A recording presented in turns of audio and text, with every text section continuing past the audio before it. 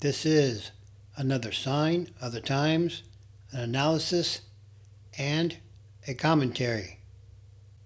Donald Trump didn't come to make America great again. He came to destroy America. 2 Peter chapter 2. But there were also false prophets among the people, even as there will be false teachers among you, who will secretly bring in destructive heresies, even denying the Lord who bought them, and bring on themselves swift destruction. And many will follow their destructive ways, because of whom the way of truth will be blasphemed. By covetousness they will exploit you with deceptive words. For a long time their judgment has not been idle, and their destruction will not slumber. For if God did not spare the angels who sinned, but cast them down to hell, and delivered them into chains of darkness, to be reserved for judgment, and did not spare the ancient world, but saved Noah, one of 8 people, a preacher of righteousness, bringing in the flood on the world of the ungodly, and turning the cities of Sodom and Gomorrah into ashes, condemned them to destruction, making them an example to those who afterward would live ungodly, and delivered righteous Lot, who was oppressed by the filthy conduct of the wicked. For that righteous man, dwelling among them, tormented his righteous soul from day to day by seeing and hearing their lawless deeds. Then the Lord knows how to deliver the godly out of temptations, and to reserve the unjust under punishment for the day of judgment, and especially those who walk according to the flesh in the lust of uncleanness and despise authority. They are presumptuous, self-willed. They are not afraid to speak evil of dignitaries, whereas angels, who are greater in power and might, do not bring a reviling accusation against them before the Lord.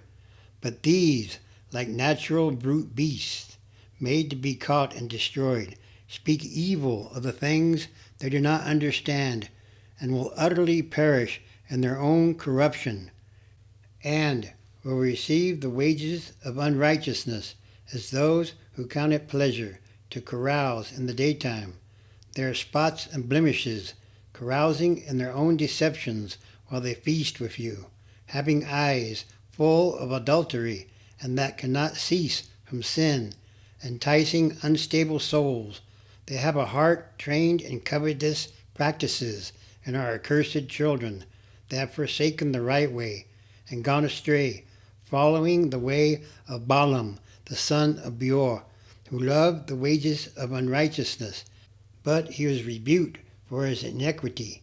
A dumb donkey, speaking with a man's voice, restrained the madness of the prophet or the politician. These are wells without water, clouds carried by a tempest, for whom is reserved the blackness of darkness forever. For when they speak great swelling words of emptiness, they allure through the lusts of the flesh, through lewdness, the ones who have actually escaped from those who live in error. While they promise them liberty, they themselves are slaves of corruption. For by whom a person is overcome, by him also he is brought into bondage. For it, after they have escaped the pollutions of the world through the knowledge of the Lord and Savior, Jesus Christ, they are again entangled in them and overcome. The latter end is worse for them than the beginning. For it would have been better for them not to have known the way of righteousness, than having known it, to turn from the holy commandment delivered to them. But it has happened to them according to the true proverb. A dog returns to his own vomit, and a sow, having washed, to her wallowing in the mire or mud. Revelation chapter 13, verse 18.